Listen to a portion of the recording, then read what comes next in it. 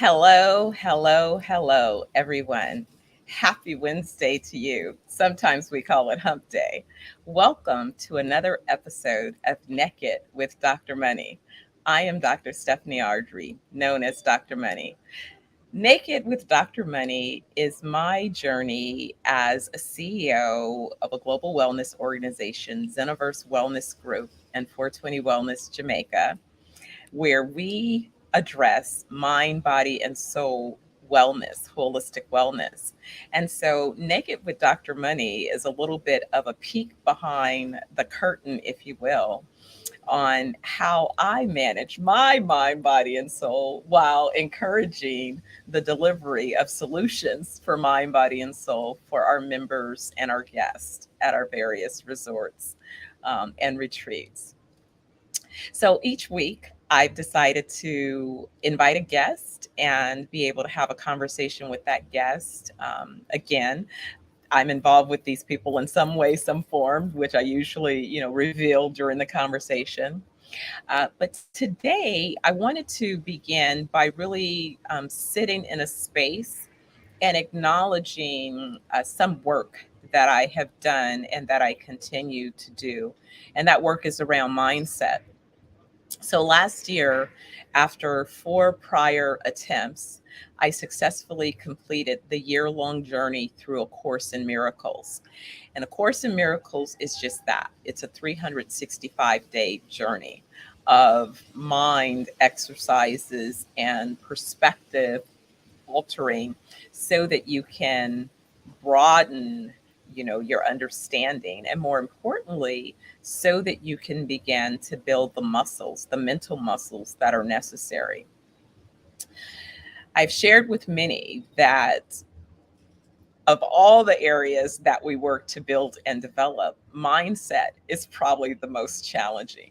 It's probably why when we looked at Maslow's hierarchy, way back in the day when it was introduced as part of the educational curriculum, that you saw self-actualization at the top of that peak is kind of the last layer that one pursues. But I don't believe that you have to wait until you feel that everything is addressed to begin to pursue the development of your mind. You're going to need a mindset. You're going to need a mindset, and it helps you to understand the various maxims that people use, like, are you looking at the glass as being half empty or half full, right? All of these different sayings really do begin to demonstrate themselves as you get far enough along the journey.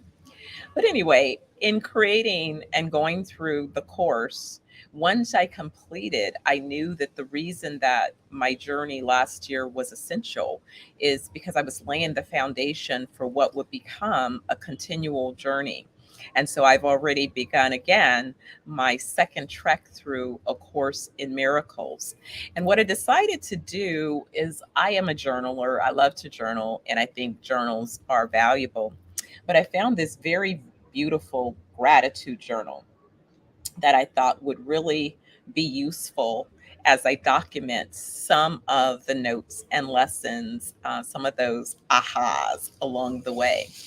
But one of the messages that I want to share, because I think it's so true, it says, when gratitude becomes an essential foundation in our lives, miracles start to appear everywhere. And I really believe that. I believe when you live your life with clarity of intention, that miracles would show up. And it's just being able to understand, those miracles. And it's being able to understand that miracles are presented through people, right? We all are the people that act on those particular assignments. And so the more that we are aware of the assignments that we have been given, I think the better we're able to cultivate the skills necessary to deliver on our assignments. And so I have always been known as a builder. I build people up, I build organizations up. Hence, Dr. Money. I've made every organization that I've touched more profitable. And those things have been documented. So it wasn't just a random, we guessed it. No, we actually kept financial records to document the impacts of the strategies that I implemented, or organizations where I came in and re engineered operational inefficiencies to make them more profitable.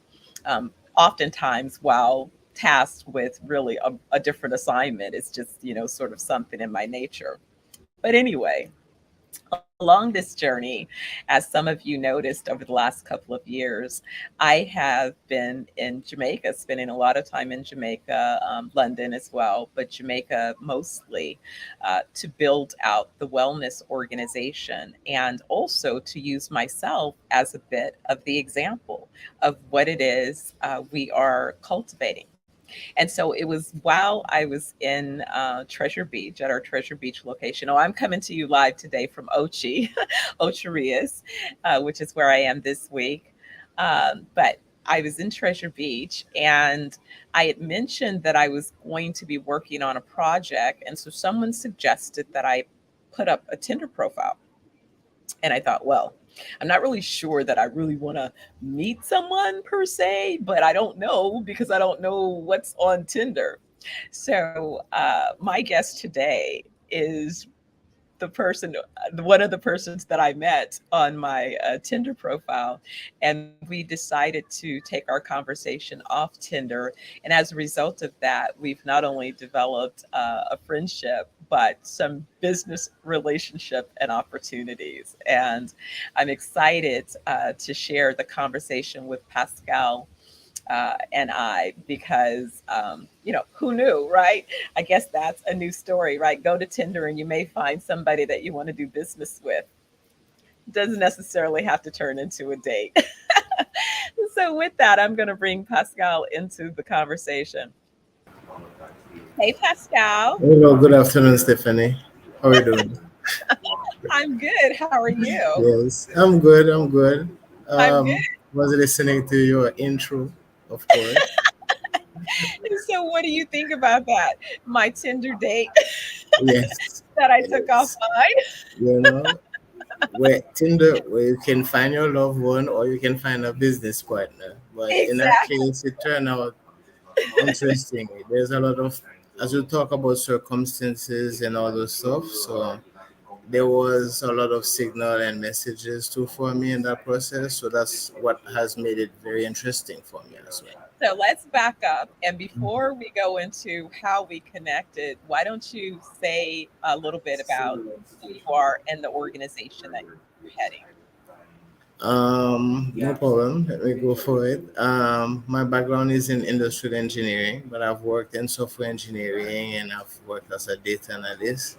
And for the past 4 years, I've been working at developing this repair and maintenance franchise. We started in Haiti, and today we're moving as a Jamaican brand, and we are looking at the Caribbean and Central America with a repair and maintenance franchise. So I've been the CEO of that venture for the past since 2018. So yep, that's overall my background, I guess. So, what would you say was your initial mindset or approach when you put up your Tinder profile? What was happening for you in your life while building your business? And you were in Haiti at the time. Yes, exactly. I was in Haiti around that time, and we were around, I think, August. Things were very, there was no business, there was nothing, and I was going through different stages in my personal life, going through divorce and separation from my child.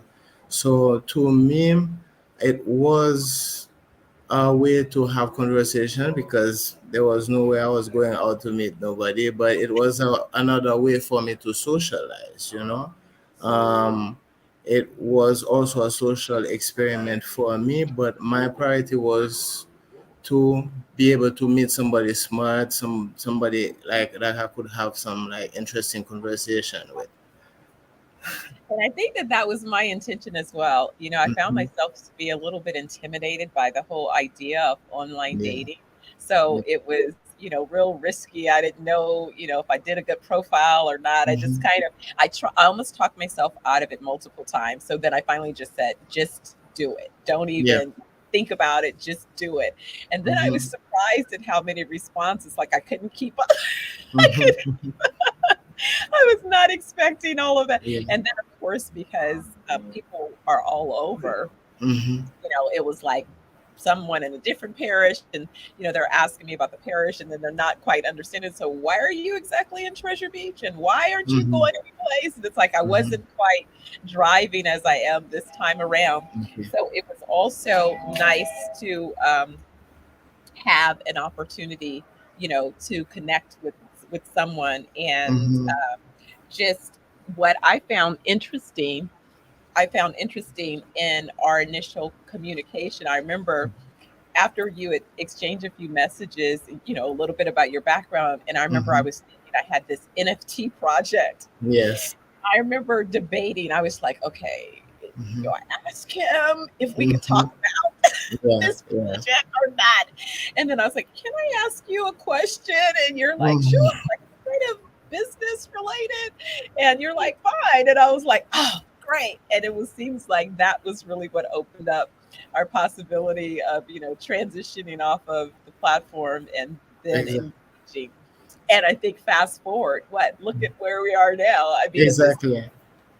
at this point, what would you say between you've already met with both of my legal teams, not only my Mhm. Jamaican legal team, my Mhm. Silicon Valley based legal Mhm. team, Yeah. you've introduced to several partners, we've talked about multiple deals, you're in, Mhm. it's like we're down the road. Yes. Yes. We've done quite a few things together, business wise, and that has I have to say that that moment where we met, I was at that phase of my journey where I was really, being tested and being challenged by like circumstances, just to and that these are the and but I tend to approach my relationship with different people. I'm kind of try to make it fluid and adapt if necessary. So I think this was partly as well for me a moment in my life too. So for as a business person as well. So yes, and since then everything has been growing exponentially because it's like we were both looking for each other for our businesses. You have been bringing a lot that I needed.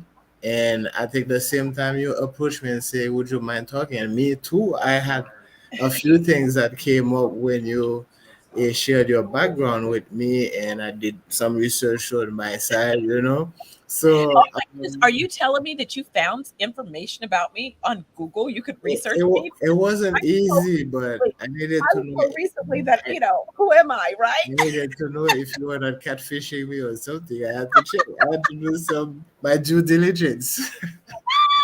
Catfishing you. You, hey, It's normally the other way around. might be It's lucky. the I God might be lucky like that. that Okay, somebody might want to catfish you. You never know. So yeah, man, I think out of this, we're good friends, and I have somebody that I can just have conversations like this and up and down. When I talk to you, it can be from personal to business very quickly.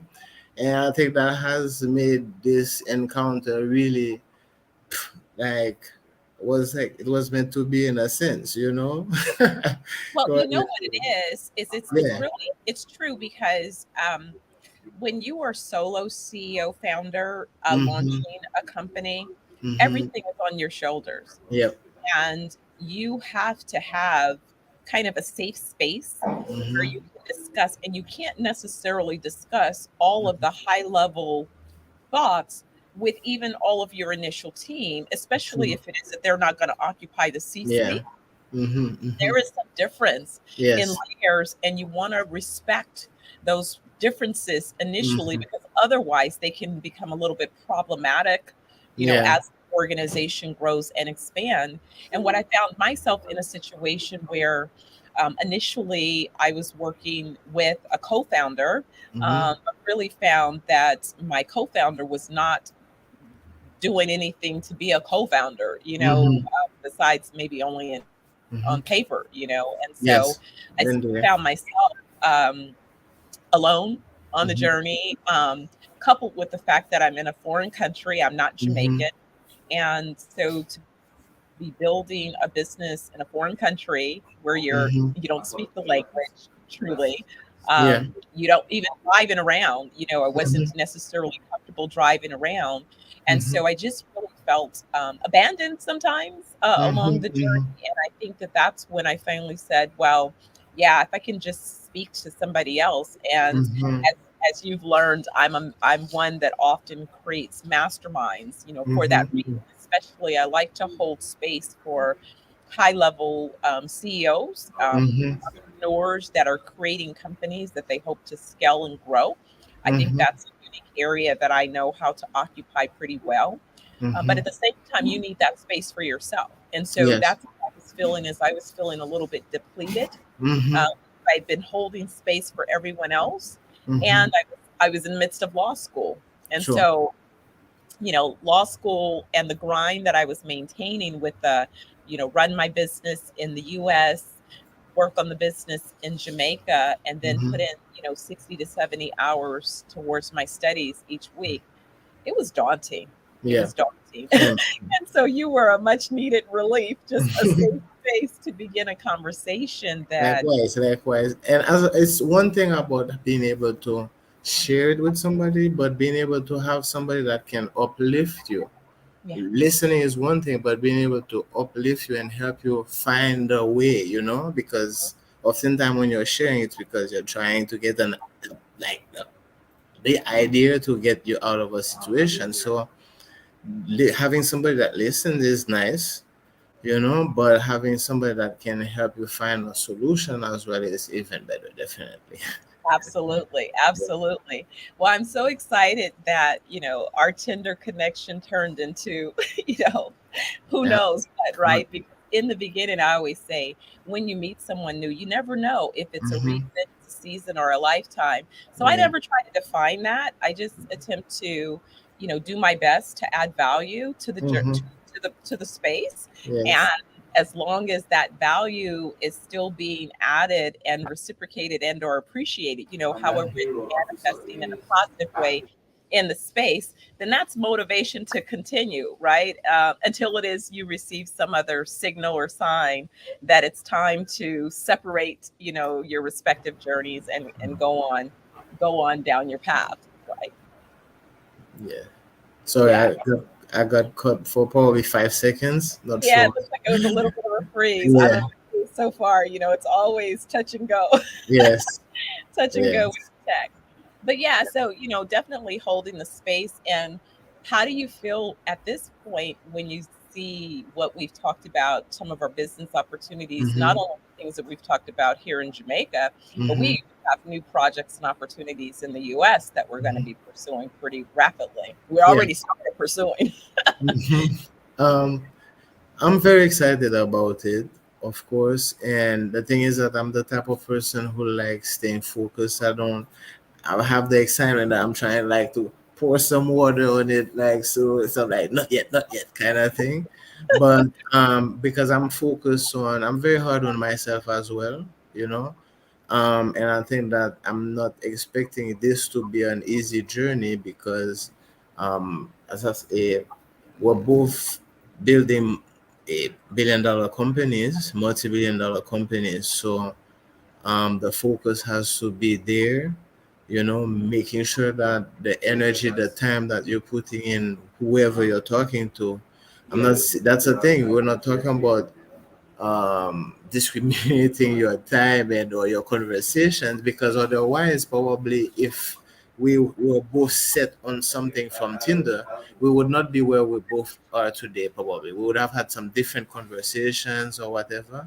I think we're both fluid into what we were meant to do, and I think that's part of a building. It's being able to do the right things with what you're presented. And but so far I'm focusing on that. I'm very excited at what's coming, and I'm learning a lot from you, definitely. And that has been the bonus from it all, aside from really being able to have the reassurance that I'm heading in the right direction for my business. I'm also growing, you know. And as I said, you came at the right time, so yeah.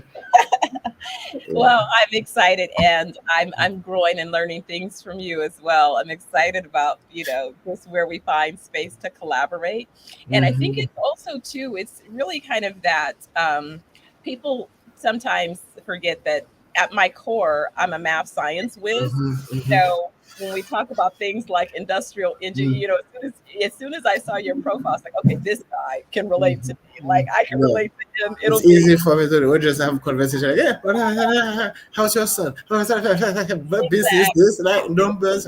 Okay, so Exactly. It's just like jumping right in. And then yeah. also the fact where you said not only that through software, then that signified to me a Mhm. transition into that creative space. And then also understanding the entrepreneurial journey, Yeah. from inception through bringing, determining market fit and then bringing a business to full on market and going through the journey of Yeah. identifying not only who the particular customers are, what Hmm. type of capacity is required, and more importantly, how do you capitalize it all? Hmm.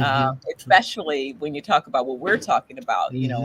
multinational organizations. So it's not just one form of capital, it's not just one form of capacity. We have competing laws, we have Hmm. competing capital structures, we have different tax jurisdictional requirements. We have all kinds of layers that make what it is we're up to even that much more complex. Be Hmm. simple just to say I'm doing business in my backyard. Yes. For you that you grew up and spent most of your time in Haiti, Yeah. between Haiti and Jamaica. So Hmm. maybe Haiti seemed like the appropriate place, but you realized that there were some opportunities that were ripe in Hmm. Jamaica. Exactly. Had I to was pursue. I was also, I think that there's certain things that happen just at the right time. I think, as I like to say, time exists in the physical world. So sometimes you you you might expect certain things sooner, but it just comes at the right time. Um, yeah. And I think that's about setting intention, right? And, Hmm. and and a lot of times when we talk about intention, and as I've shared, and as you continue to see, is I'm really interested and committed to mindset, Yeah. because I've shared how much developing my mindset from a very early age, being invested in that mindset, sort of Hmm. used this idea that what I remember at one point finally being quantified is I Hmm. read a book by Malcolm Gladwell, and in this book he was talking about 10,000 hours. It takes 10,000 hours of doing something before you can consider yourself an expert in it. Hmm. And so I said, that's interesting because I don't know that I necessarily quantified things by that. Early in my career, I remember being advised that very few people study their profession. So Hmm. oftentimes, if you studied a particular space, in my early business, Yeah. I was in marketing, advertising and marketing communications as a market strategist, so developing business solutions for Fortune 500 companies.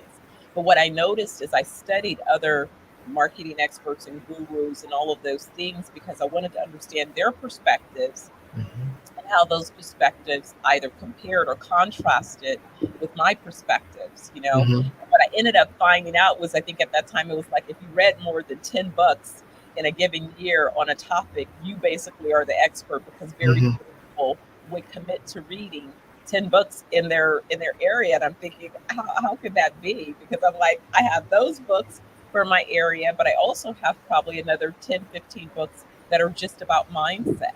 Hmm. So I had the mindset library, I had the focus on whatever my current business was, and then also whatever it is next that I was going to Yeah. be pursuing, constantly investing Hmm. in my ability, to be able to have the tools that I Hmm. felt would be essential to Hmm.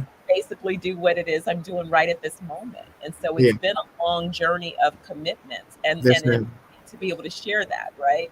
It is supposed to be a general commitment, you know? Not supposed to be easy, but sometimes it can get very hard, and if you're not ready for it, Right, you need to hear most of these guys. You need to deserve it. right. You need to earn it. Well, it's true because even in I was part of a venture fund out of Orange County, out of Irvine and Newport Beach, California, where my office Hmm. is. And what we did is we accelerated companies Hmm. through a process to help them get to market fit. And Hmm. then what I recognized was after those companies received like a follow on round to Hmm.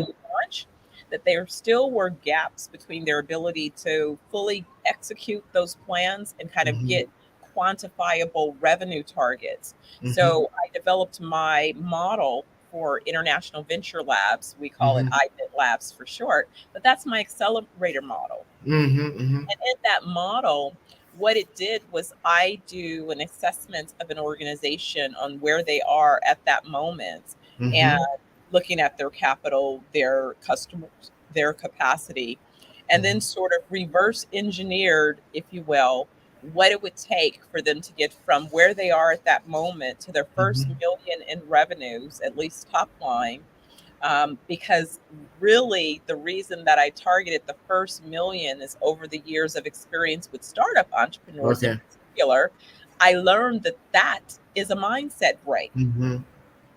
And it's so insane that literally many entrepreneurs, when they hit that first $1 million type Hmm. top line, they fall apart Is it or because they fall. had it as they reached their max? I think it is.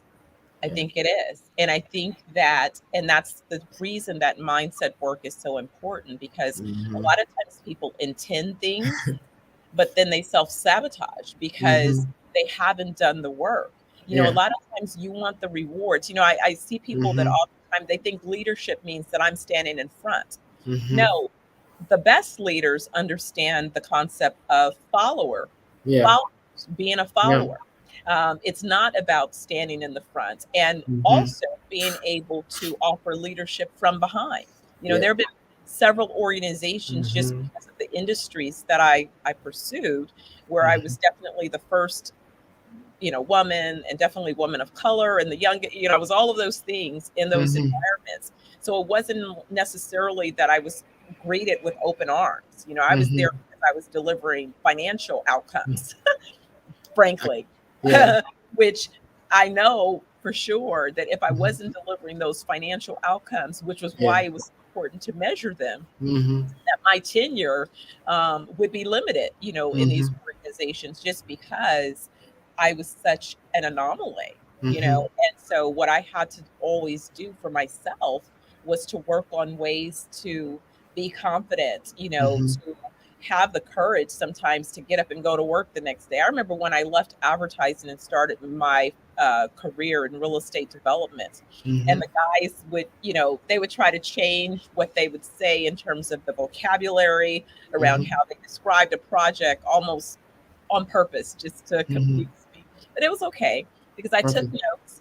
And every day I would go home and I had started investing in tools and books. So I Hmm. had my different architectural dictionary. I had all the, landscape. Like I have a Okay. full library. That's one thing that has been consistent about me. And in fact, the guy who hired me at the time, the VP of that company, when I started, I had a book list of some books that I wanted to invest in. And he was so kind, he gave me permission to use my expense account and to be able to purchase, like a couple books a month. Because some of these books were two and three and $400. They were very expensive books, but they were Hmm. going to be books that would equip me with the resources that I needed so that I could excel in my profession.